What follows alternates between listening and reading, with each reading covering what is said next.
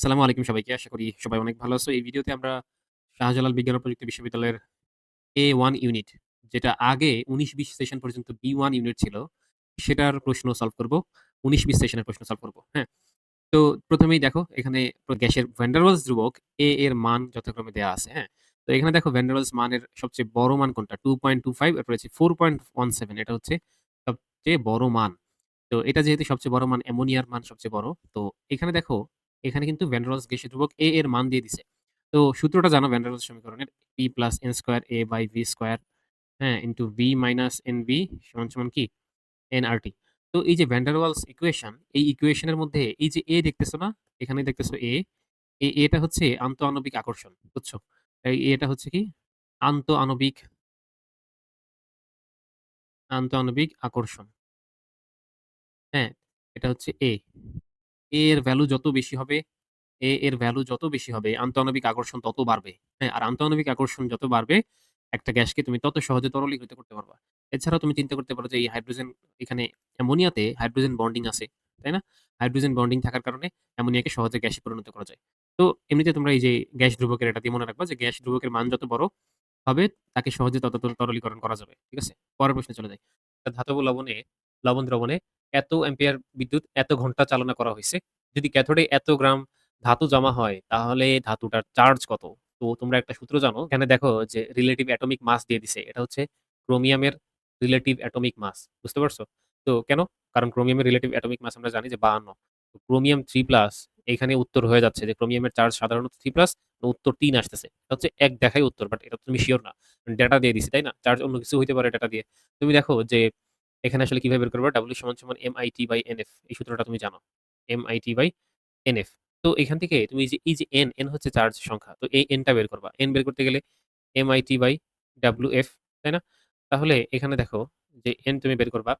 M কত? M হচ্ছে আণবিক ভর ৫২ দেওয়া আছে, এবং I হচ্ছে কত বিদ্যুৎ? 0.0403 ইনটু, দেখো এখানে ১ ঘন্টা চালনা করবা, মানে হচ্ছে ১ ঘন্টা মানে কি? ৬০ মিনিট। আর ৬০ মিনিটকে সেকেন্ডে নিতে গেলে আরো ৬০ দিয়ে গুণ দিতে হবে। নিচে ভাগ দাও কত? আ WF দিয়ে। তাহলে W কত আছে এখানে? W আছে হচ্ছে, দেখো এত গ্রাম ধাতু জমা হয়, অর্থাৎ 0.026 গ্রাম ধাতু জমা হইছে, এবং এখানে F কত? ৯৬,৫০০। তুমি এখানে দেখবা ক্যালকুলেশন করে যে ৩ আসবে। সাস্টে ক্যালকুলেটর অ্যালাউড। সাস্টে ক্যালকুলেটর অ্যালাউড। ক্যালকুলেটর দিয়ে তুমি এটা করলেই উত্তর চলে আসবে। পরের প্রশ্নে যাই। সোডিয়াম ক্লোরাইড অণুর বন্ধন দৈর্ঘ্য দেওয়া আছে, এটা হচ্ছে অ্যাংস্ট্রমে। ডাইপোল মোমেন্টও দেওয়া আছে, এটা হচ্ছে 8.5 ডিবাই। হ্যাঁ? এই যে ডি দেখতেছো, এটা হচ্ছে ডিবাই, ডাইপোল মোমেন্টের একক। সোডিয়াম ক্লোরাইড অণুতে আয়নিক বন্ধনের শতকরা পরিমাণ চাইছে। তো সাধারণত দেখো, সোডিয়াম ক্লোরাইড এটা ভেঙে কি উৎপন্ন হবে? সোডিয়াম প্লাস এবং ক্লোরাইড মাইনাস। তো ক্লোরাইড আয়ন, সোডিয়াম আয়ন এবং ক্লোরাইড আয়ন তৈরি হবে, এবং এদের যে আয়নের চার্জ, সেই আয়নের চার্জ হচ্ছে Q সমান, সমান 1.6 into 10 to the power minus 19 coulomb. তাই না? কুলম্ব না? তো এই চার্জকে তুমি যখন ইএসইউ এককে নাও, ইএসইউ এককে নাও, তখন আসে হচ্ছে 4.8 into 10 to the power minus 10, হ্যাঁ? ইএসইউ এককে। কারণ কি? কারণ এই যে ডিবাই এর একক হচ্ছে ইএসইউ সেন্টিমিটার। ডিবাই এর একককে আমরা ইএসইউ সেন্টিমিটারে কনভার্ট করব, হ্যাঁ? তাহলে তোমার সহজ হবে এই অঙ্কটা করা। এইজন্য ডিবাই এর একককে ইএসইউ সেন্টিমিটারে যেহেতু কনভার্ট করব, কারণ আমরা জানি যে 1 ডিবাই সমান, সমান হচ্ছে 10 to the power minus 18 ESU centimetre. হ্যাঁ? এখানে লেখাটা বোঝা যাচ্ছে না? ESU centimetre. এইটা মনে রাখবা যে, একটু অন্য কালি দিয়ে এখানে দেখাই। এই যে এতটুকু। এতটুকু একটু মনে রাখতে হবে যে 1 ডিভাই সমান, সমান 10 to the power minus 18 ESU centimetre. Okay? তো এইটা যখন তুমি জানো, তখন তোমার এই অঙ্ক করা সহজ। কারণ তুমি এখানে, এখন তুমি ডাইপোল মোমেন্ট বের করে ফেলবা। ডাইপোল মোমেন্ট সোডিয়াম ক্লোরাইডের বের করে ফেলবা। কারণ তুমি ডাইপোল মোমেন্টের সূত্র জানো যে Q into D। Q into D, charge into distance. Charge into distance. তাহলে চার্জ কত? চার্জ হচ্ছে 4.8 into 10 to the power minus 10। ভাইয়া চার্জ এখানে 4.8 into 10 to the power minus 10 এটা লিখলেন কেন? কুলম্বেটা কেন লিখলেন না? এইটা লিখলেন কেন? কুলম্বেটা লিখলাম কেন? কারণ যে ইএসইউ সেন্টিমিটার মিলানোর জন্য, হ্যাঁ? ইএসইউ সেন্টিমিটার মিলানোর জন্য। তো এখানে ইনটু দিয়ে ডিসট্যান্স, ডিসট্যান্স দূরত্ব কত? দূরত্ব হচ্ছে 2.36 অ্যাংস্ট্রম। তাহলে 2.36 ইনটু অ্যাংস্ট্রম, তাহলে অ্যাংস্ট্রম থেকে তুমি যদি মিটারে নাও, তুমি দেখো এখানে আ অ্যাংস্ট্রম, 1 অ্যাংস্ট্রম সমান, সমান হচ্ছে 10 to the power minus 10 metre. হ্যাঁ? মিটার। তাহলে এটাকে ১০০ দিয়ে গুণ দাও, তাহলে -8 সেন্টিমিটার হচ্ছে। মিটার থেকে সেন্টিমিটারে আনলা। তাহলে 1 অ্যাংস্ট্রম সমান, সমান হচ্ছে 10 টু দি পাওয়ার -8 সেন্টিমিটার। তাহলে তুমি এটাকে সেন্টিমিটারে নিবা দেখে তুমি 2.36 ইনটু 10 টু দি পাওয়ার কত দিবা? -8 এখানে সেন্টিমিটার। দেখো বুঝছো কিনা? দেখো বুঝছো কিনা? এইখানে যে ভ্যালু আসবে সেটা আসলে মিউ এর ভ্যালু আসবে। সেটা কত আসবে আমার ক্যালকুলেটর দিয়ে করা লাগবে। হ্যাঁ, তো ক্যালকুলেটর দিয়ে এটা করো। 4.8 exp -10 ইনটু 2.36 exp -8 ক্যালকুলেটর দিয়ে করলে আসতেছে 1.13 1.13 ইনটু 10 টু দি পাওয়ার -17 হ্যাঁ? এটা বোঝা যাচ্ছে না ক্লিয়ারলি? -17 আসতেছে। তাহলে এই যে -17 আসতেছে, এখন তোমার কাজ দেখো কি? এখানে তো আসলে আর জায়গা নাই। উপরে একটু মুছে দেওয়া লাগবে। হ্যাঁ? উপরে একটু মুছে দিতে হবে। এইখানে মুছে দিই। আচ্ছা, এটা এখানে না মুছি। এটা থাকুক।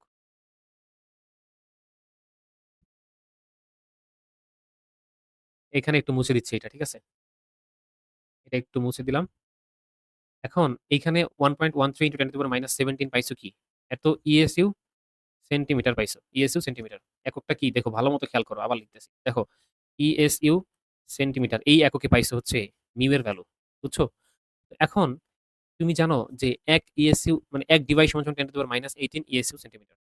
তাহলে তুমি এখন ইএসইউ সেন্টিমিটারকে যদি 10 টু দি পাওয়ার -18 দিয়ে গুণ দাও, হ্যাঁ? তাহলে সেটা ডিভাইয়ে চলে 10 টু দি পাওয়ার 18 দিয়ে গুণ দাও তাহলে সেটা ডিভাইয়ে চলে যাবে।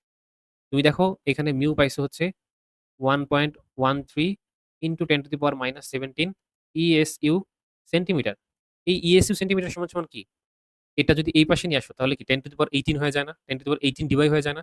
তাহলে এই ইএসইউ সেন্টিমিটার 1 ইএসইউ সেন্টিমিটারকে কেটে দিয়ে তুমি এখানে লিখতে পারো যে 10 টু দি পাওয়ার 18 -18 না, এখানে 10 টু দি পাওয়ার 18 কি ডিভাইড হয়ে গেল না? তাহলে এটাকে তুমি যখন গুণ দিবা 10 টু দি পাওয়ার 18 এবং 10 টু দি পাওয়ার -17 তাহলে গুণের সময় পাওয়ার যোগ। ১০ কমন নিয়ে গুণের সময় পাওয়ার কি? যোগ। যদিও এটা ক্যালকুলেটর দিয়ে করে ফেলবা, সাস্টি ক্যালকুলেটর অ্যালাউড। তাহলে 1.13 ইনটু কত বলো তো? ইনটু হচ্ছে এখানে ১০। তাহলে আসতেছে হচ্ছে 11.3 ডিবাই। 11.3 ডিবাই। এখন কথা হচ্ছে যে এইটা কিভাবে করব ভাই? এখন হচ্ছে উত্তর কিভাবে বের করব? উত্তর বের করার সিস্টেম হচ্ছে আমি এখানে দেখাই যে শতকরা পরিমাণ, তুমি বন্ধনের শতকরা পরিমাণ বের করতে গেলে সম্পূর্ণ আয়নিক করার পর যে ভ্যালুটা তুমি পাইছো সেটা হচ্ছে এই যে 11.3 তো এইটাকে এখন তুমি মানে এই কাঙ্ক্ষিত অ্যান্সার যেটা শতকরা পরিমাণ মানে পার্সেন্টেজ এটা হচ্ছে given value given value given value of Debye মানে ডাইপোল মোমেন্ট ডিভাইডেড বাই তুমি যেটা বের করছো শতকরা মানে তুমি যেটা বের করছো ডাইপোল মোমেন্টের ভ্যালু সেটা গিভেন ভ্যালু ডিভাইডেড বাই তুমি যেটা ভ্যালু বের করছো সেটা আর ইনটু হচ্ছে 100%। তো তুমি এটা ক্যালকুলেট করবা। হ্যাঁ, ক্যালকুলেটর দিয়ে করো। উপরে দাও 8.5 নিচে দাও হচ্ছে 11.3 হ্যাঁ?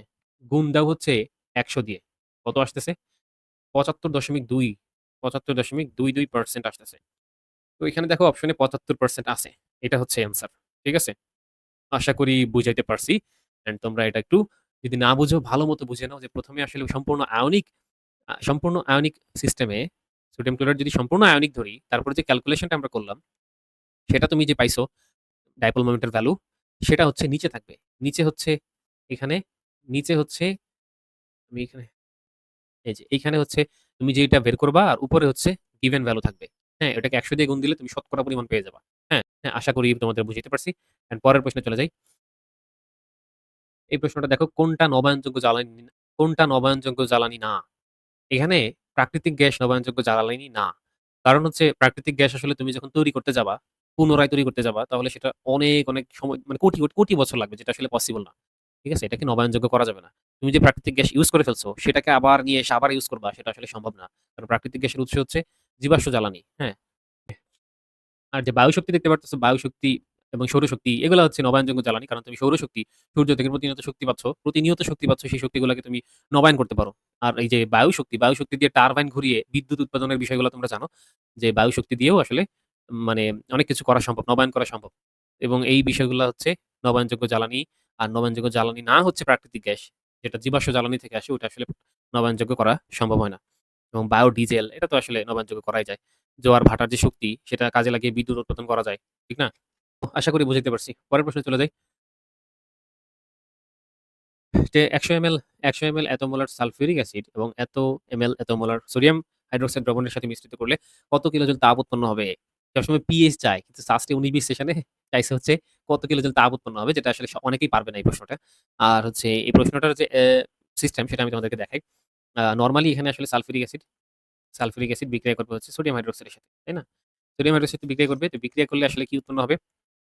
এখানে দেখো সোডিয়াম সালফেট তৈরি হবে। এখানে Na2 হবে এবং এখানে আসলে কি তৈরি হবে?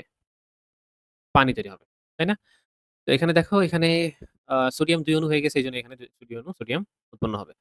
তো আর যে বিষয়গুলা সেগুলা একটু দেখো যে এখানে ইউরিক অ্যাসিডের মোল সংখ্যা এবং সোডিয়াম হাইড্রোক্সাইডের মোল সংখ্যা কত সেটা তোমাকে বের করতে হবে। তো মোল সংখ্যা ১ম এ বের করবা। আর এখানে দেখো প্রশমন বিক্রিয়ার তাপ ৫৭ -৫৭ বলে দিছে, হ্যাঁ? এখানে একটু এটা গোল্লা দিয়ে রাখি যে -৫৭ তোমার প্রশমন তাপ বলে দিছে এত কিলোজুল পার মোল। তাহলে এখানে বোঝার বিষয় হলো তো এখানে মোল সংখ্যা হচ্ছে N = SV, তাই না? এখানে মোল সংখ্যা N = SV লিটার। তো এখানে SV লিটার, এখানেও SV litre divided by mole সংখ্যা ডিভাইডেড বাই মোল সংখ্যা। এখানে ২ মোল, এখানে ১ মোল। তো এখানে হচ্ছে ১ মোল, এখানে হচ্ছে ২ মোল। তাহলে SV দিয়ে গুণ দাও। সালফিউরিক অ্যাসিড হচ্ছে ১০০ ইন্টু V লিটার কত? আ আচ্ছা সরি এখানে ভুল লিখছি। 0.025 ইন্টু ১০০ ডিভাইডেড বাই ১০০০। হ্যাঁ? কিভাবে ১০০০ লিখছি আশা করি বুঝতে পারছো। নিচে হচ্ছে ১। আর এখানে কি আছে? এখানে হচ্ছে S হচ্ছে 0.40 ইন্টু V কত? V হচ্ছে ১০০ এমএল। তাহলে এখানেও ১০০ ডিভাইডেড বাই ১০০০ ডিভাইড বাই এখানে ২। হ্যাঁ? তুমি ওভারঅল মোল সংখ্যাটা বের করে ফেলতেছো যে এইটা কত মোল আছে এবং এইটা কত মোল আছে। বুঝতে পারছো? তো এখানে তুমি ক্যালকুলেট করবা। ক্যালকুলেট করলে এখানে আসবে হচ্ছে 0.025 তাই না? 0.025 আসবে। এবং এইখানে ক্যালকুলেট করবা। ক্যালকুলেট করলে আসবে হচ্ছে এখানে 0.04 তারপরে এখানে আসবে 0. এখানে কাটো 0.20 আসতেছে। তারপরে 0.02 এত মোল। এখানে হচ্ছে এটা এত মোল, এটা হচ্ছে এত মোল। তো এই যে মোল সংখ্যা পেয়ে গেছো। এখন কথা হইলো এখানে লিমিটিং বিক্রিয়ক কে? মানে তুমি যখন সোডিয়ামের এই যে এখানে দেখো লিমিটিং বিক্রিয়ক এখানে বেশি কে? এখানে এটা হচ্ছে 0.020 আর এটা হচ্ছে 0.025 তাহলে এখানে দ্রবণে বেশি আছে সালফিউরিক অ্যাসিড, বেশি আছে কে? সালফিউরিক অ্যাসিড তাহলে এই যে সোডিয়াম হাইড্রোক্সাইডের যে মোল সংখ্যা দেখতেছো সে হচ্ছে কম আছে। ২ টা বিক্রিয়া করে সালফিউরিক অ্যাসিড এবং সোডিয়াম হাইড্রোক্সাইড বিক্রিয়া করে কে আগে শেষ হয়ে যাবে? আগে শেষ হয়ে যাবে হচ্ছে সোডিয়াম হাইড্রোক্সাইড কারণ সে কম আছে। এজন্য সে হচ্ছে এখানে লিমিটিং বিক্রিয়ক হিসেবে কাজ করবে। হ্যাঁ? লিমিটিং বিক্রিয়ক হিসেবে কাজ করবে। এটা আমি মুছে দেই কারণ ডান পাশে লিখতে হবে। তো লিমিটিং বিক্রিয়ক হিসেবে সে কাজ করবে এবং লিমিটিং বিক্রিয়কের মাধ্যমে তুমি বুঝতে পারবা যে লিমিটিং বিক্রিয়ক আচ্ছা লিমিটিং বিক্রিয়ক দিয়ে কি কাজ? লিমিটিং বিক্রিয়ক যখন শেষ হয়ে যাবে তখন বিক্রিয়ায় তাপ উৎপন্ন হওয়া বন্ধ হয়ে যাবে। ঠিক আছে? তো লিমিটিং বিক্রিয়ক যতক্ষণ কাজ করবে ততক্ষণ তাপ উৎপন্ন হবে।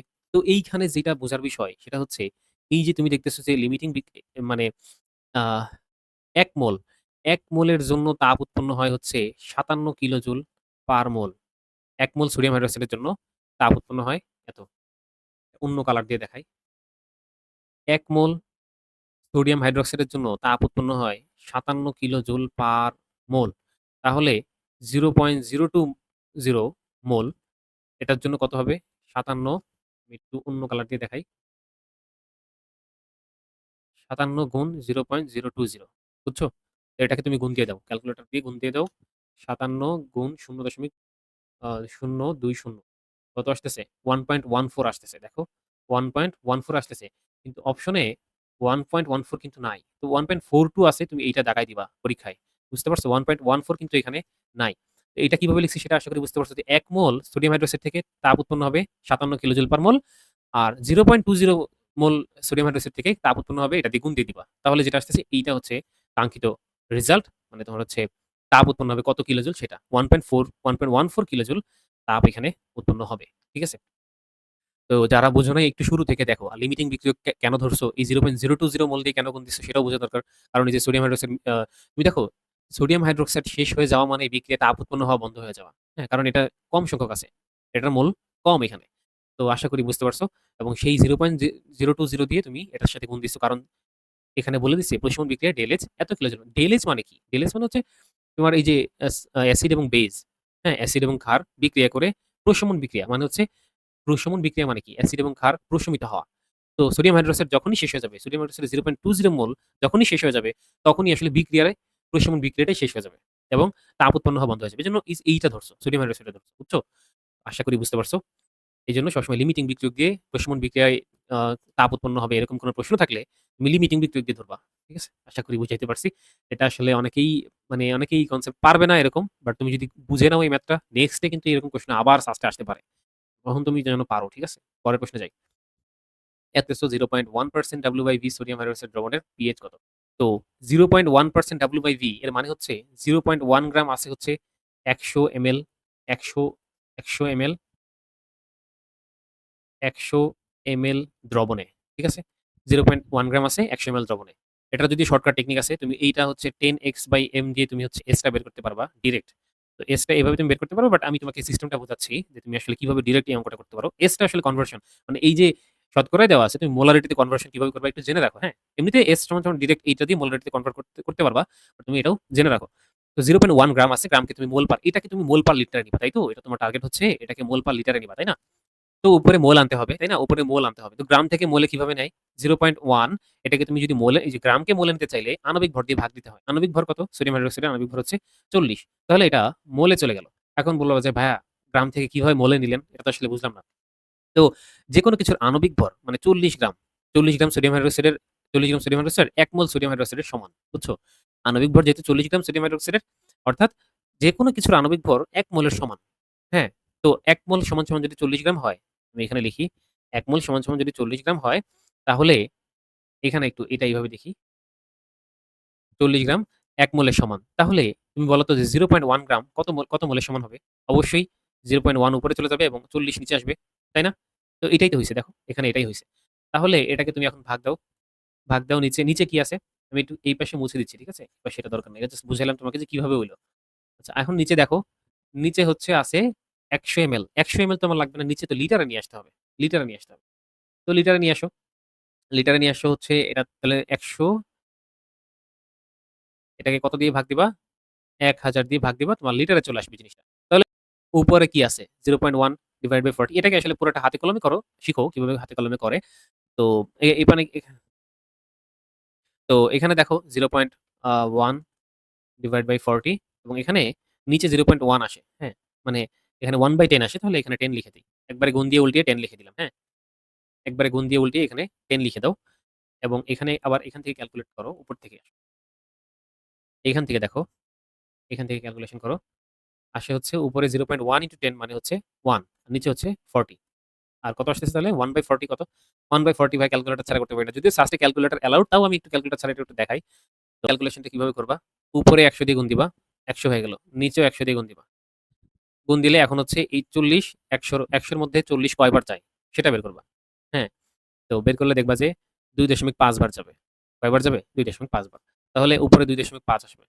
নিচে হচ্ছে ১০০। তো 0.025 আসতেছে কিনা বলো তো? 0.025 আসতেছে। তাহলে এখানে উত্তর হচ্ছে 0.025 মোলার। তাহলে 0.025 মোলার হচ্ছে এখানে ঘনমাত্রা। এখন তোমার পিএইচ বের করতে হবে। তো এখানে একটু আমি মুছে দেই।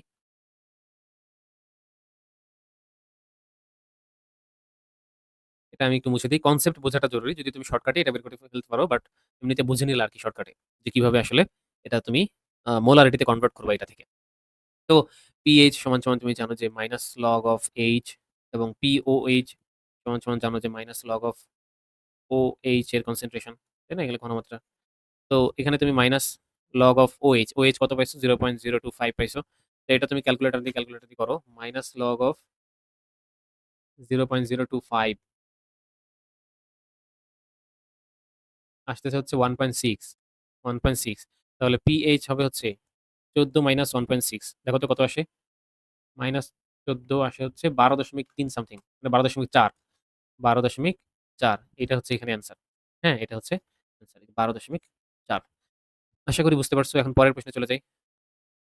তো পরের প্রশ্নে যাওয়ার আগে একটু, এখন এটা আসলে এই যে এটা দিয়ে করতে পারতা ঘনমাত্রাটা বের করা, হ্যাঁ? তুমি ঘনমাত্রাটা এই সূত্র দিয়ে বের করতে পারতা। ডিরেক্ট এই 0.025 মোলার চলে আসবে, হ্যাঁ? সংক্ষেপে তুমি দেখো 10 ইনটু x, x কত ছিল? মানে 0.1% যেটা সেটাই x, ডিভাইডেড বাই m কত? m হচ্ছে 40। এটা করলেও 0.025 মোলার পেয়ে যাবা। হ্যাঁ? তো এটা দিয়ে তুমি ডিরেক্ট করতে পারো। আমি জাস্ট সিস্টেমটা বোঝানোর জন্য একটু ব্যাখ্যা দিলাম। এর পরের প্রশ্ন দেখো, কোনটা সর্বাধিক স্থিতিশীল কার্বোক্যাটায়ন? সর্বাধিক স্থিতিশীল কার্বোক্যাটায়ন হচ্ছে ৩ degree greater than ২ degree greater than ১ degree. ৩ degree carbocation সবথেকে বেশি স্থিতিশীল। কারণ এখানে কোনটা ৩ ডিগ্রি? এখানে কার্বন প্লাস চার্জ আছে এবং কার্বনের সাথে প্লাস চার্জ, এবং এই কার্বনের সাথে সরাসরি ২ টা কার্বন যুক্ত হয়েছে, ২ টা অ্যালকাইল গ্রুপ যুক্ত আছে। এজন্য এটা ২ ডিগ্রি এবং এইটা ৩ ডিগ্রি। বুঝছো? এটা হচ্ছে ৩ ডিগ্রি। আমি সাথে লিখে দিচ্ছি। এটা হচ্ছে ৩ ডিগ্রি এবং এটা ১ ডিগ্রি। এটা হচ্ছে ১ ডিগ্রি ধরা হয় এবং CH2 আর NO2 এটা হচ্ছে, এটাও ১ ডিগ্রি। তাহলে এখানে একটা বিষয় একটু বুঝো যে CH2 এটা হচ্ছে 2 ডিগ্রি। তাহলে 3 ডিগ্রি হচ্ছে অ্যান্সার। কারণ 3 ডিগ্রি সবথেকে বেশি স্থিতিশীল। 3 ডিগ্রি কেন সবথেকে বেশি স্থিতিশীল সেটা আসলে বোঝা দরকার। কার্বন, এই কার্বনের ৩ পাশে ৩ টা কার্বন। এটা একটা ৩ ডিগ্রি কার্বোক্যাটায়ন আমি লিখতেছি, হ্যাঁ? এটা হচ্ছে ৩ ডিগ্রি কার্বোক্যাটায়ন। এখন এই ৩ ডিগ্রি কার্বোক্যাটায়ন কেন সবথেকে বেশি স্টেবল? কারণ এখানে দাতা গ্রুপ আছে। এই যে দেখতেছো, এই গ্রুপগুলো হচ্ছে দাতা গ্রুপ।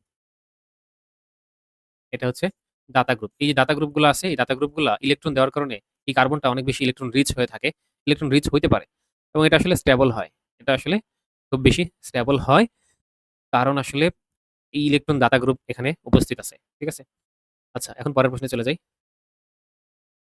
মানে এটার সাথে একটু কম্পেয়ার করি এটার CH3, CH3 এবং এখানে হাইড্রোজেন প্লাস চার্জ। এটা কয় ডিগ্রি? যে প্লাস চার্জ যে কার্বনের সাথে যুক্ত, সেই কার্বনের সাথে সরাসরি ২ টা কার্বন যুক্ত। এজন্য এটা ২ ডিগ্রি।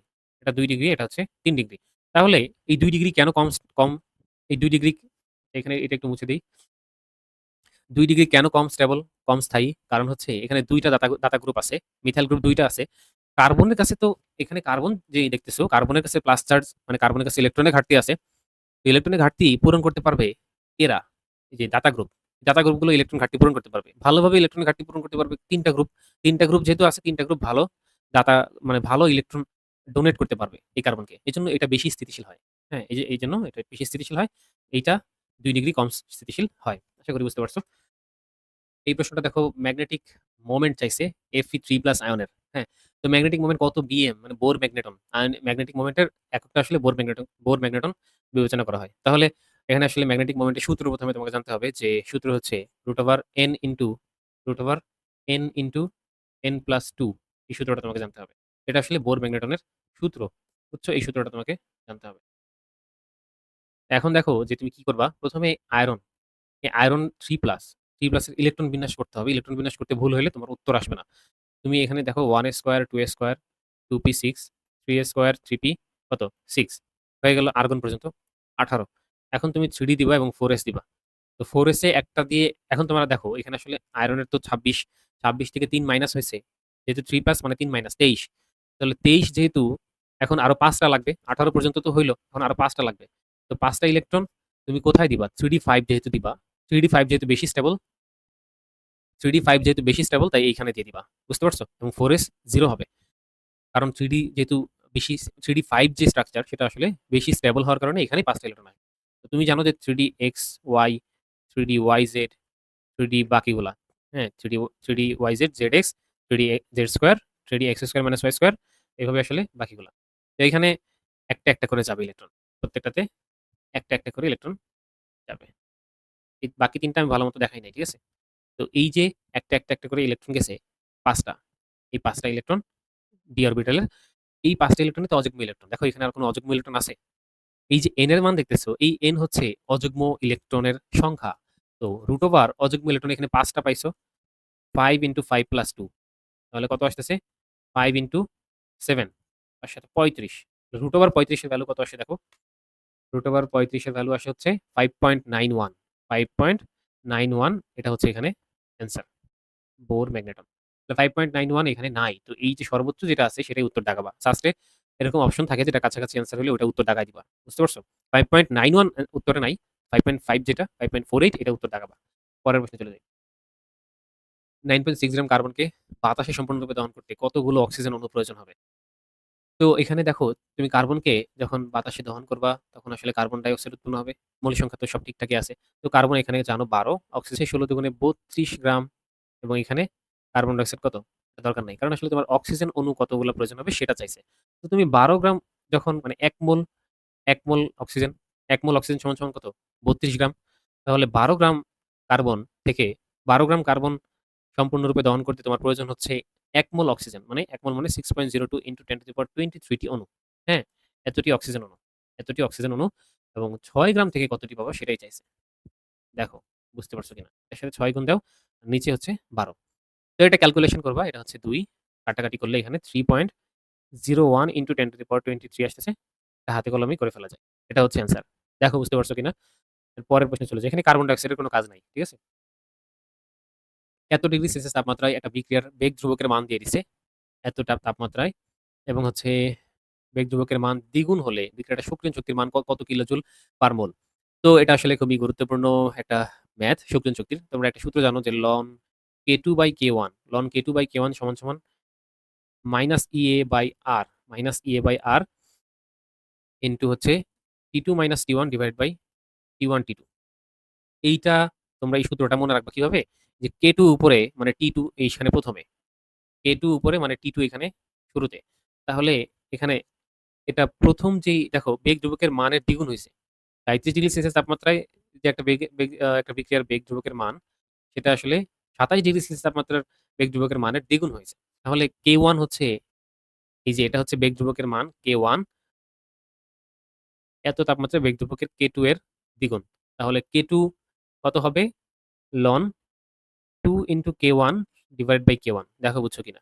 আর -EA কত? সক্রিয়ণ শক্তিটা তুমি বের করবা। EA divide by R। R হচ্ছে এখানে 8.31 হ্যাঁ? Joule per mole per kelvin. একক আমি লিখতেছি না। T2 কত? T2 হচ্ছে ২৭ ডিগ্রি সেলসিয়াস তাপমাত্রা মানে কত? ২৭ প্লাস এটা হচ্ছে ৩০০ মাইনাস ৩৭ ডিগ্রি।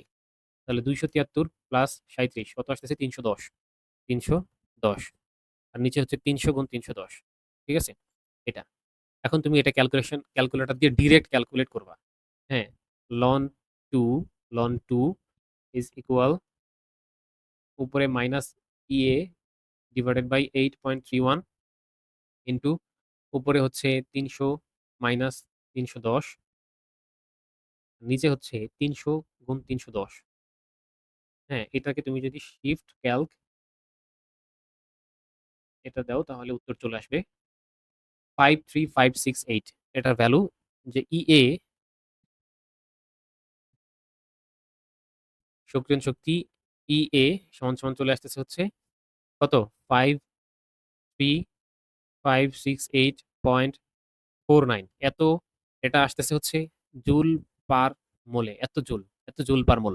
এখন এইটাকে তুমি হচ্ছে নিবা হচ্ছে কিসে? দেখো এখানে কিন্তু কিলোজুল পার মোল বলছে। এটা খুবই ইম্পোর্টেন্ট। কিলোজুল পার মোল বলছে কিন্তু এখানে তুমি যেটা পাইছো সেটা হচ্ছে জুল পার মোলে পাইছো। বুঝছো?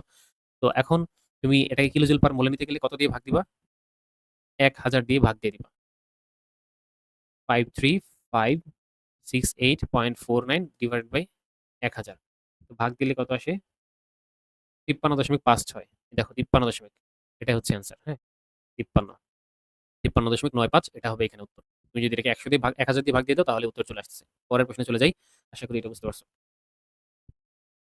এত তাপমাত্রায় A থেকে B এবং C বিক্রিয়াটিতে A এত % বিকৃত হয়ে সাম্যাবস্থায় এত অ্যাটম চাপের সৃষ্টি করে Kp এর মান কত? দেখো A থেকে যদি B প্লাস C উৎপন্ন হইছে এরকম যদি দেখো তাহলে ডিরেক্ট যে Kp সূত্র সেটা হচ্ছে alpha square P divide by 1 minus alpha square. হ্যাঁ? এই ক্ষেত্রে ডিরেক্ট সূত্র হচ্ছে alpha square P by 1 minus alpha square. তাহলে আলফা কত? 0.20 তার স্কয়ার ডিভাইডেড বাই 1 মাইনাস 0.20 তার স্কয়ার ইনটু এখানে P কত? আলফা স্কয়ার P না? P হচ্ছে 1.5 1.5 এটা ক্যালকুলেট করো। ক্যালকুলেট করলে দেখবা আসবে 6.25 into 10 to the power minus 2 দেখো এটা ক্যালকুলেশন করে এটাই আসবে। পরের প্রশ্নে চলে যাই। আইইউপিএসি পদ্ধতিতে এই যে যৌগটা এটার সঠিক নামকরণ চাইছে। তুমি দেখো এখানে আসলে এটাকে একটু ভেঙে লিখো সুন্দরভাবে। CH3 সি এটা সাদা কালি দিয়ে দেখাই। CH3 প্রথমে। তারপরে CH নিচে Cl দাও। শাখায় Cl টা যেটা ব্র্যাকেটে সেটা শাখায় চলে যাবে। এবং CH2 এবং এখানে CH যেটা ব্র্যাকেটে সেটা শাখায় চলে যাবে নিচে। আর CH2 ঠিক আছে এবং এখানে CHO তাই না? তো এখানে একটা বিষয় দেখো যে এখানে আসলে কার্বন সংখ্যা একটা যেহেতু এই যে CHO এখানে কার্যকরীমূলক দেখো এখানে আসলে আছে হচ্ছে ক্লোরাইড, OH এবং হচ্ছে CHO। এই ৩ টার মধ্যে কোন কার্যকরীমূলক সবচেয়ে বেশি অগ্রগণ্য? CHO হ্যাঁ? এটা হচ্ছে মূলকের যেই অগ্রগণ্য ক্রম সেটাতে সবার উপরে CHO সেটা ১ নম্বরে ধরবা। এটা হচ্ছে ১ নাম্বার, এটা হচ্ছে ২ নাম্বার কার্বন। এদিক থেকে কাউন্ট করবা। যেহেতু ওইটা হচ্ছে ১ নাম্বারে। ৩, ৪, ৫, ৬ ঠিক আছে? তো এখানে আসলে ৬ টা কার্বন হেক্স আসবে সেটা সিওর। যে হেক্সানল হবে না কি হবে সেটা আমরা এখন দেখব। হেক্সানেল হবে যেহেতু অ্যালডিহাইডের নামের শেষে কি হয়? এল হয়।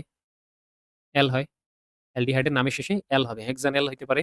এই যে হেক্সানেল এখানে আছে, হেক্সানেল এখানে আছে এবং হেক্সানেল এইখানেও আছে। তো এই ২ টা হচ্ছে বাদ। প্রথম ৩ টার মধ্যে দেখো ১, ২, ৩, ৩ নম্বরে হাইড্রোক্সি। তো এই 3 হাইড্রোক্সি এখানে পেয়ে গেছো। তো উপরে দেখো 4 হাইড্রোক্সি এটাও 4 হাইড্রোক্সি। কিন্তু মাঝখানে এটা হচ্ছে 3 হাইড্রোক্সি। আর 5 ক্লোরো দেখো 5 নম্বরে ক্লোরো যুক্ত আছে। তাহলে 5 ক্লোরো 3 হাইড্রোক্সি হেক্সানেল এটা হচ্ছে অ্যান্সার। ঠিক আছে? আশা করি বুঝতে পারছো। কোনটা হেটেরোসাইক্লিক যৌগ? হেটেরোসাইক্লিক যৌগ হচ্ছে এখানে ফিউরান। ফিউরান হচ্ছে হেটেরোসাইক্লিক যৌগ। তুমি হেটেরোসাইক্লিক যৌগ, অ্যারোমেটিক যৌগ এবং অ্যালিসাইক্লিক যৌগ এদের পার্থক্যকরণ নিয়ে আমার ইউটিউব চ্যানেলেই একটা ভিডিও আছে। সেই ভিডিওটা দেখে নিও যে অ্যারোমেটিক যৌগ নামে। হ্যাঁ? জৈব রসায়নের প্লেলিস্টে যাবা, গিয়ে দেখবা যে অ্যারোমেটিসিটি নিয়ে একটা আলাদা ভিডিও আছে, সেটা তুমি পেয়ে যাবা। ফিউরানের সংকেত হচ্ছে এরকম। হ্যাঁ? এটা হচ্ছে ফিউরান এবং এখানে ডাবল বন্ড থাকে। এবং এখানে তুমি এখন যদি বলে যে সঞ্চারণশীল পাই ইলেকট্রন কয়টা আছে এখানে?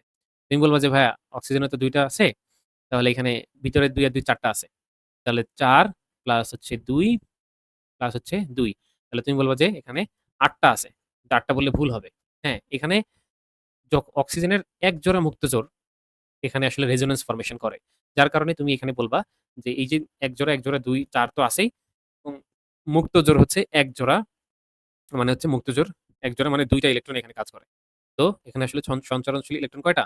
৬ টা। ফিউরানের সঞ্চারণশীল ইলেকট্রন ৬ টা। মনে রাখবা। আর সাইক্লোহেক্সেন, যাই হোক, সাইক্লোহেক্সেন হচ্ছে এটা কি? অ্যালিসাইক্লিক যৌগ। সাইক্লোহেক্সেন হচ্ছে এইরকম দেখতে। এটা হচ্ছে সাইক্লোহেক্সেন। অ্যারোমেটিসিটি এটার মধ্যে নাই। অ্যানিলিন সে একটা অ্যারোমেটিক যৌগ। অ্যানিলিন কি? একটা অ্যারোমেটিক যৌগ। অ্যানিলিন হচ্ছে এরকম দেখতে। NH2 এবং এটা বেনজিন রিং। বেনজিন রিং আছে মানে সেটা অ্যারোমেটিক যৌগ। আর ন্যাপথালিন তো তোমরা জানোই, ন্যাপথালিনেও বেনজিন রিং আছে এরকম। ন্যাপথালিন হচ্ছে এইরকম দেখতে। তাই না? এরকম হচ্ছে ন্যাপথালিন দেখতে। এবং আ নাইট্রোবেনজিন তো জানোই। নাইট্রোবেনজিন হচ্ছে এইরকম। এগুলো হচ্ছে সব অ্যারোমেটিক যৌগ। দেখো বেনজিন রিং আছে। বেনজিন রিং আছে মানে অ্যারোমেটিক। যাই হোক, আর এইটা হচ্ছে অ্যালিসাইক্লিক যৌগ। তো এই কোনটা কি এটা দেখে নিবা। আর হেটেরোসাইক্লিক যৌগের মধ্যে আসলে আরো আ আছে। যেমন আসলে থায়োফিন আছে, এরপর আর কি আছে? পিরিডিন, পাইরোল এগুলাও আছে। তো এই হেটেরোসাইক্লিক যৌগ নিয়ে ইউটিউব চ্যানেলে আমার আলাদা একটা ভিডিও আছে। সেটাও তোমরা দেখে নিও। ঠিক আছে? তাহলে এখানে ডিটেইলস আলোচনা পাবা। এই প্রশ্নটা দেখো। এখানে একটু ভুল লিখছে যে এটাই ভুল লিখছে। ইথানল হবে না এবং এখানে প্রোপানল হবে না। এখানে হবে হচ্ছে ইথানেল এবং এখানে হবে হচ্ছে প্রোপানন। হ্যাঁ, প্রোপানন এবং ইথানেল। তো ইথানেল কি? ইথানেল হচ্ছে CH3 COH, এটা হচ্ছে ইথানেল এবং প্রোপানন হচ্ছে CH3 CO CH3, এটা হচ্ছে প্রোপানন। তো এই ইথানেল এবং প্রোপানন তৈরি হচ্ছে কোন অ্যালকিনটি থেকে? তো এখন সহজে যদি তুমি এটা বের করতে চাও তাহলে সিম্পলি এই ২ টা যৌগকে কানেক্ট করে দিবা। এই ২ টা যৌগকে কানেক্ট করতে গেলে আমি একটু অন্য কালার দিয়ে দেখাই। এই ২ টা যৌগকে কানেক্ট করতে গেলে তোমাকে এভাবে করতে হবে। CH3 C এখানে H দিবা, ডাবল বন্ড অক্সিজেন এখানে দিবা এবং এই যে CO আছে এখানে এটাকে এভাবে লিখে দিবা এখানে CO এবং ২ টা CH3 ছিল, ২ টা CH3 এভাবে লিখো। সমস্যা নেই। তো এই যে এখানে দেখতে পারতেছো যে অক্সিজেন এই ডাবল বন্ডকে মিলাই দাও। হ্যাঁ? ডাবল বন্ডকে মিলাই দাও। মিলাই দিলে কি যৌগ আসবে দেখো। CH3 CH এবং এই যে এখানে যে কার্বন ছিল এখানে ডাবল বন্ড হয়ে যাবে। ডাবল বন্ড হয়ে গেলে এখানে ব্যাটারির চার্জ শেষ দিকে। তো এখানে CH3, এখানে CH3। দেখো তো এটা ১ নাম্বার, এটা ২ নাম্বার, এটা ৩ নাম্বার এবং এটা ৪ নাম্বার হবে। এদিক থেকে কেন কাউন্ট হবে? এদিক থেকেও কাউন্ট করতে পারো। বাট এদিক থেকে কাউন্ট হবে কেন? কারণ আসলে এই দিক থেকে কেন কাউন্ট করলাম? কারণ এই যে ২ নাম্বার কার্বনে একটা মিথাইল গ্রুপ যুক্ত আছে। এইজন্য। তাহলে 2 মিথাইল, দেখো 2 মিথাইল আবার ২ নাম্বারেই এখানে এইখানে ২ নাম্বারে মিথাইল গ্রুপ যুক্ত আছে। এইজন্য এদিক থেকে কাউন্টিং হইছে। তাহলে 2 মিথাইল বিউটোইন। দেখো তো এটা, এটা হচ্ছে এটার নাম। তো আসলে নাম তো চায় নাই। চাইছে হচ্ছে যে কোন যৌগটা আসলে কোন অ্যালকিন থেকে আসবে। তো দেখো এখানে CCH32 CCH32 এবং CCH32 এটা হয় নাই। এটা হবে না। ১ম টাও তো আসলে হওয়ার কোনো সম্ভাবনা নাই। পরে হচ্ছে আ পরে হচ্ছে এইটা দেখি। এই যে এইটা। এইটা হবে উত্তর। দেখো CCH32 এবং এই পাশে CH3, হ্যাঁ? এইটা হবে এখানে অ্যান্সার। যেটা আমরা এই অ্যালকিনটা পাইলাম সেটা। আশা করি বুঝতে পারছো। পরের প্রশ্নে চলে যাই। চার্জ কয় পারসেন্ট আছে? ৮% চার্জ আছে, চার্জ একদমই নাই। তো এই প্রশ্নটা দেখো PCl5 থেকে PCl3 এবং Cl2 উৎপন্ন হইছে। তো ΔH এখানে দিয়ে দিছে হচ্ছে এত। ΔH পজিটিভ মানে হচ্ছে এটা তাপহারী বিক্রিয়া। এই বিক্রিয়ার তাপ কমালে এবং চাপ বাড়ালে সাম্যাবস্থার কি পরিবর্তন হবে? তো তাপহারী বিক্রিয়া এটা আগে বুঝতে হবে যে ΔH যেহেতু পজিটিভ তাহলে এটা তাপহারী বিক্রিয়া এবং তাপহারী বিক্রিয়ার তাপমাত্রা কমাইলে সাম্যাবস্থা কোন দিকে যায়? তাপহারী বিক্রিয়ায় তাপমাত্রা বাড়ালে বিক্রিয়া সামনের দিকে যাবে এবং তাপমাত্রা কমালে বিক্রিয়া পেছনের দিকে আসবে। এটা ডান দিকে অগ্রসর হবে। হ্যাঁ, এটা মনে রাখতে হবে। আর তাপ উৎপাদী বিক্রিয়ায় তাপমাত্রা বাড়ালে বিক্রিয়া পেছনের দিকে আসে। তাপ দেখো ২ টা লাইন মনে রাখবা। তাপ উৎপাদী বিক্রিয়ায় তাপমাত্রা বাড়াইলে বিক্রিয়া পেছনের দিকে অগ্রসর হয়। এবং তাপহারী বিক্রিয়ায় তাপমাত্রা বাড়াইলে বিক্রিয়া ডান দিকে অগ্রসর হবে, সামনের দিকে অগ্রসর হবে। আর তাপমাত্রা কমাইলে পেছনের দিকে অগ্রসর হবে। তাহলে তাপহারী বিক্রিয়ায় তাপমাত্রা কমালে বিক্রিয়া পেছনের দিকে অগ্রসর হবে। তাহলে এই বিক্রিয়ায় তাপমাত্রা কমালে পেছনের দিকে অগ্রসর হবে। অবশ্যই পশ্চাৎমুখী হবে। দেখো পশ্চাৎমুখী তো হবে সেটা বুঝে গেছো। আর চাপ বাড়াইলে যেদিকে গেলে মোল সংখ্যা কম, সাম্যাবস্থা সেদিকে যায়। চাপ বাড়াইলে যেদিকে গেলে মোল সংখ্যা কম, সাম্যাবস্থা সেদিকে যায়। তাহলে দুইটা অপশনই মিলে গেল। সাম্যাবস্থা আমাদের পশ্চাৎমুখী অগ্রসর হবে। পরের প্রশ্নে চলে যাই। তাহলে আমরা একে, একে অপশনগুলো এখন দেখি যে চার্জ যার বেশি হবে আয়নিক ব্যাসার্ধ তত কম হবে। আর চার্জ যার কম হবে আয়নিক ব্যাসার্ধ তত বেশি হবে। এখানে দেখো এটা -1, এটা -2, এটা +1, এটা হচ্ছে -3। তাহলে চার্জ যত বেশি হবে, চার্জ যত ছোট হবে, আয়নিক ব্যাসার্ধ তত বেশি হবে। তাহলে এটা ঠিক আছে। প্রথমে -3 যেহেতু চার্জ অনেক কম, -3 যেহেতু সবচেয়ে কম, এইজন্য তার আকার সবচেয়ে বড়। হ্যাঁ, এটা ঠিক আছে। তাহলে তারপরে হচ্ছে কম কোনটা? -2।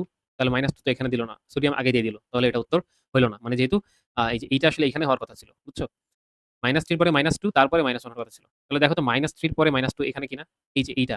এটা হচ্ছে -3 তারপরে -2 তারপরে -1 তারপরে হচ্ছে এর হচ্ছে সোডিয়াম প্লাস হবে। ঠিক আছে? আচ্ছা, পিসি আসলে লো হয়ে গেছে চার্জ। তো এখানে দেখো অপশন বি কেন উত্তর হইছে? কারণ হচ্ছে এখানে চার্জ এটা সবচেয়ে ছোট -3 আর এটা হচ্ছে -2 তারপরে -1 দেন হচ্ছে +1 সোডিয়াম প্লাস। ঠিক আছে? তো চার্জ যত কম হবে আয়নিক ব্যাসার্ধ তত বেশি হবে। হ্যাঁ? চার্জ যত কমবে আয়নিক ব্যাসার্ধ তত বাড়বে। আশা করি বুঝতে পারছো যে আসলে এটা তুমি শর্টলি কিভাবে করবা। আরো ডিটেইলস ব্যাখ্যা বুঝিয়ে বলা যায় বাট আসলে আমার মনে হয় যে সেটা এখন এই ভিডিওতে প্রয়োজন নাই। পরের প্রশ্নে চলে যাই। কোনটি পরমাণুর সঠিক ইলেকট্রন বিন্যাস? কোনটি পরমাণুর সঠিক ইলেকট্রন বিন্যাস? 3D এবং 4s। তো তুমি জানো যে 4s এ ইলেকট্রন আগে যায় তারপরে 3D তে আসে, তাই না? n+l রুল অনুযায়ী। তাহলে এখানে বোঝার বিষয় হলো যে এরপরে আসলে এখানে ইলেকট্রন কয়টা? 4 আর 2 6, 6 আর 1 7, 9 আর 2 11, 5 আর 1 আচ্ছা ঠিক আছে। তো এখানে আসলে সবথেকে স্টেবল কোনটা? 4s এ একটা দিলে এখানে তুমি যদি 5 টা দাও এটা আসলে সবথেকে স্টেবল এবং এটা আসলে সঠিক ইলেকট্রন বিন্যাস। দেখো এইটা হচ্ছে সঠিক ইলেকট্রন বিন্যাস অপশন ডি। কেন? কারণ আসলে এই যে 3D5 এটা আসলে স্টেবল ফর্মে আছে। এইখানে এইটা তো হয় নাই। 3D6 কেন দিল? 3D6 না দিয়ে 4s to 3D5 দিতে পারত। এটা ভুল। এবং এখানে এখানে যেটা হইছে এখানেও এটাও ভুল করছে। এখানে আসলে দিতে পারত 4s1 3D5 যেটা আমরা এইখানে পাইছি। তাই না? আর এটা তো ভুল। কারণ এখানে 4s1 দিয়ে 3D5 দিতে পারত। তো 4s1 3D5 এটা হচ্ছে কারেক্ট ইলেকট্রন বিন্যাস। হ্যাঁ? ক্রোমিয়ামের যেটা, ক্রোমিয়ামের ইলেকট্রন বিন্যাস। আচ্ছা। এরপরে হচ্ছে কোনটি সঠিক আপেক্ষিক ক্ষারীয়তার ক্রম? আচ্ছা, তো এই প্রশ্নটা দেখো এখানে এটা হচ্ছে 1 ডিগ্রি অ্যামিন এবং এটা হচ্ছে 2 ডিগ্রি অ্যামিন। হ্যাঁ? তো এটা হচ্ছে অ্যামোনিয়া এবং তার বাম পাশে আসে হচ্ছে অ্যানিলিন আছে। তো অ্যানিলিনের যে C6H5 সেটা ফিনাইল গ্রুপ আছে অ্যানিলিন NH2 এর সাথে সেটা এইভাবে আঁকে NH2। হ্যাঁ? তো নাইট্রোজেনের লোন পেয়ার আছে সেই লোন পেয়ার বেনজিন রিং এর রেজোন্যান্স ফরমেশনে অংশগ্রহণ করে ফেলে যার কারণে নাইট্রোজেনের যে মুক্ত জোর সেটা আসলে তার কাছে প্রায় সময় অ্যাভেলেবল থাকে না, সেটা রেজোনেন্স ফরমেশনে অংশগ্রহণ করে ফেলে। এই জন্য সে মুক্ত জোর আরেকজনকে যে দিবে সেই ক্ষমতা কমে যায়, এই জন্য অ্যানিলিনের ক্ষারীয়তা কমে যায়। বুঝতে পারছো? এই মুক্ত জোর সে সবাইকে দিতে পারে না, কারণ সেটা বেনজিন রিংয়ে চলে যায় অনেক সময়। আর অ্যামোনিয়ার ক্ষেত্রে সেটা আসলে থাকে, বুঝছো?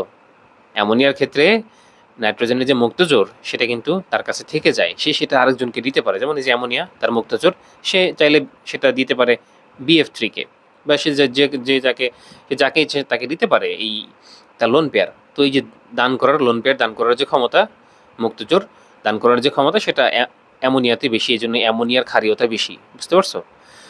এখন কথা হচ্ছে যে এই যে নাইট্রোজেন অ্যানিলিনের ক্ষেত্রে সেটা কিন্তু অ্যাভেলেবল থাকে না মুক্তজোর, এই জন্য আসলে অ্যানিলিনের ক্ষারীয়তা কম। আচ্ছা, এইটা আশা করি বুঝতে পারছো।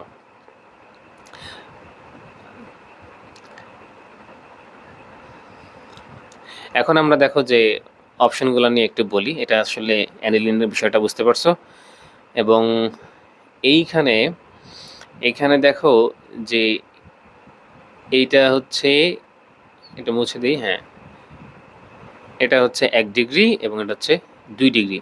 এখানে মিথাইল গ্রুপ দেওয়া আছে, ইথাইল গ্রুপ কিন্তু দেওয়া নাই। এখানে মিথাইল দেওয়া আছে। মিথাইল আর ইথাইলের ক্ষেত্রে ভিন্নতা আছে, সেটাও আমি একটু তোমাদের বলে দিচ্ছি, যেটা অন্যান্য এক্সামে কাজে লাগবে। ঠিক আছে? এটা খুবই গুরুত্বপূর্ণ, বিভিন্ন বিশ্ববিদ্যালয়ে এই প্রশ্ন অনেক বেশি হয়ে থাকে। মিথাইল গ্রুপ যখন থাকবে তখন ক্রম হচ্ছে 2 degree greater than 1 degree greater than 3 degree. ঠিক আছে? 213 মনে রাখবা। মিথাইল গ্রুপ যখন থাকবে তখন হচ্ছে 213, মানে 2 degree greater than 1 degree greater than 3 degree. আচ্ছা, 213 213। আর ইথাইল গ্রুপ যখন থাকবে তখন আবার ক্ষারীয়তার ক্রম চেঞ্জ হয়ে যাবে। বুঝতে পারছো? 2 degree amine greater than 1 degree greater than 3 degree amine, এটা হচ্ছে মিথাইলের ক্ষেত্রে। আর যখন ইথাইল গ্রুপ C2H5 মানে ইথাইল অ্যামিন থাকবে 2 ডিগ্রি হোক, 3 ডিগ্রি হোক, 1 ডিগ্রি হোক, তখন ক্রোমো হয়ে যাবে 2 degree greater than 3 degree greater than 1 degree, মানে 231। এটা কিভাবে মনে রাখবা সেটা আমি তোমাদেরকে বলে দিচ্ছি। সেটা আমি এটা উপরেরটা শর্টকাট হচ্ছে 213 আর নিচেরটা হচ্ছে 231, কিন্তু কোনটার বেলা কোনটা এটা অনেক সময় ভুলে যায়, পরীক্ষার হলে মাথা কাজ করে না। তোমাদের জন্য বলি যে ওই যে মিথাইল গ্রুপ তো ছোট গ্রুপ থাকলে তোমার হচ্ছে 2 এর পরে ছোটটা আসবে। ছোট গ্রুপ মানে হচ্ছে 2 এর পরে ছোট সংখ্যা, আর বড় গ্রুপ মানে 2 এর পরে বড় সংখ্যা। একদম পানি হয়ে গেল, ঠিক আছে? ছোট গ্রুপ মানে 2 এর পরে ছোট সংখ্যা, বড় গ্রুপ মানে 2 এর পরে বড় সংখ্যা, মানে 2 এর পরে 3 ডিগ্রি হবে কখন? যখন ইথাইল গ্রুপ থাকবে, বড় গ্রুপ। আর 2 এর পরে 1 ডিগ্রি হবে কখন? যখন মিথাইল গ্রুপ থাকবে, ঠিক আছে? এটা আশা করি বুঝতে পারছো। এটা আসলে উত্তর হবে হচ্ছে, এখন উত্তর খুঁজবা কোনটা।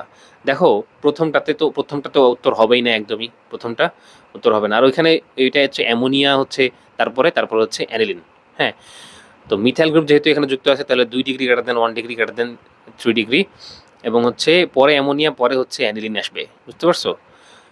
এখন হচ্ছে প্রথম অপশন তো এমনিতেই বাদ, প্রথম অপশন এমনিতেই বাদ। দ্বিতীয় অপশনে হচ্ছে এমনিতেও বাদ, কারণ দ্বিতীয় অপশন হচ্ছে 1 ডিগ্রি প্রথমে চলে আসছে। সি উত্তর হইতে পারে, হ্যাঁ সি উত্তর হইতে পারে। 2 ডিগ্রি পরে হচ্ছে 1 ডিগ্রি, পরে হচ্ছে অ্যামোনিয়া, পরে হচ্ছে অ্যানিলিন। হ্যাঁ, এইটাই হচ্ছে অ্যান্সার, ঠিক আছে? এটা হচ্ছে অ্যান্সার, কারণ 2 ডিগ্রি এবং পরে 1 ডিগ্রি, পরে অ্যামোনিয়া, পরে হচ্ছে অ্যানিলিন। পুরো আলোচনা দেখলে আশা করি এটা বুঝতে পারছো যে এটা কেন উত্তর হচ্ছে। এবং তুমি দেখো যে লাস্টে যেটা আছে, ডিতে যেটা আছে এবং লাস্টে যেটা আছে, সেটাও উত্তর হবে না। ডিতে যেটা আছে সেটা হচ্ছে অ্যানিলিন প্রথমে দিয়ে দিছে, ওটা তো প্রথমে আসার কথাই না, ঠিক না?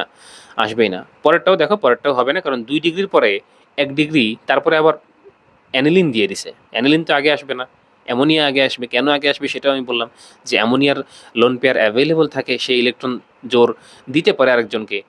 হ্যাঁ, কিন্তু অ্যানিলিনে সেটা রেজোনেন্সে চলে যায়, মুক্ত জোরের জন্য সেটা দিতে পারে না। আশা করি বুঝতে পারছো। হ্যাঁ, আর হচ্ছে এখানে মিথাইল গ্রুপের কারসাজি, ইথাইল গ্রুপ কিন্তু এখানে নাই। তো সাস্টে জিএসটিতে মনে হয়, জিএসটি 21-22 নাকি 20-21 সেশনে একটা প্রশ্ন ছিল যে ইথাইল গ্রুপ দিয়ে, তখন কিন্তু 2 ডিগ্রি 3 ডিগ্রি পরে 1 ডিগ্রি। হ্যাঁ, তো ইথাইল আর মিথাইল নিয়ে যেন কনফিউশন না থাকে। আর অ্যামোনিয়ার বিষয়টাও বললাম যে অ্যামোনিয়া হচ্ছে তার কাছে লোন পেয়ার থাকে, সে এটা ডোনেট করতে পারে। হ্যাঁ, বেশি ডোনেট করতে পারে অ্যানিলিনের চেয়েও। অ্যানিলিন তো ডোনেট করতে পারে না, সে রেজোনেন্স ফরমেশনে অংশগ্রহণ করে ফেলে। তো এই আলোচনা বারবার একই কথা বললাম, এবং আশা করি তোমরা বুঝতে পারছো। এখন আমরা হচ্ছে এর পরের প্রশ্নটা দেখো। এখানে ডাইক্রোমেট যা আয়ন, সেই ডাইক্রোমেট আয়ন থেকে প্রথমত ক্রোমিয়াম 3+ আয়ন উৎপন্ন হবে, ঠিক আছে? তো ক্রোমিয়াম 3+ আয়ন 2 অণু উৎপন্ন হবে, কারণ এপাশে 2টা ক্রোমিয়াম, আর এখানে অক্সিজেন 7টা, যেহেতু 7 অণু পানি উৎপন্ন হবে। তো এখন এই পাশে 14টা হাইড্রোজেন হবে, কারণ ওই পাশে তুমি 14টা হাইড্রোজেন এক্সট্রা লিখছো, তো এই পাশে 14 হাইড্রোজেন প্লাস করে দিবা। প্লাস এই পাশে চার্জ হচ্ছে -2 প্লাস 14টা হাইড্রোজেন প্লাস, মানে +14। তাহলে এখানে আসতেছে 12। হ্যাঁ, +12 আসতেছে।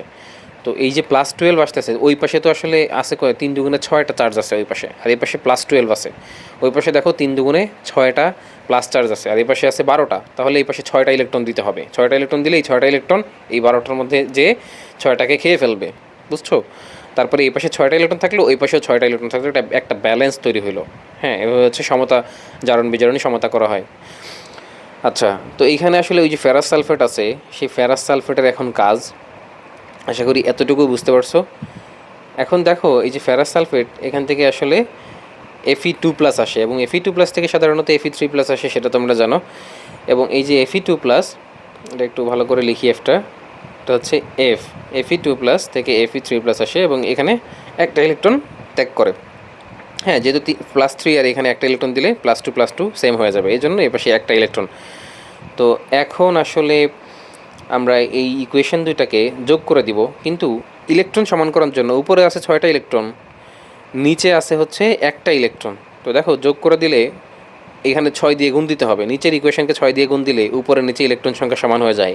পরে ইলেকট্রন কাটা দেওয়া যায়, ঠিক আছে, কেটে দেওয়া যায়। এখানে দেখো এই যে ডাইক্রোমেট আয়ন, তো এটা তো O72-, ওকে, এটা 1 মোল আছে, কিন্তু Fe2+-এর 6 মোল হয়ে যাবে। হ্যাঁ, Fe2+ 6 মোল হয়ে যাবে, কারণ নিচের ইকুয়েশনকে তুমি 6 দিয়ে গুণ দিছো, ইলেকট্রন ইলেকট্রন এভাবে কাটা যাবে।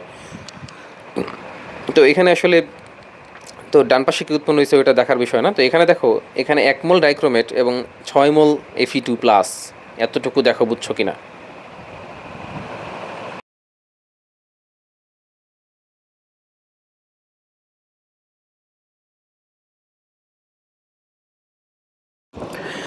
তো এখানে দেখো N of potassium dichromate is equal N of, আচ্ছা এটা বুঝতে হবে, N of ferrous sulphate FeSO4।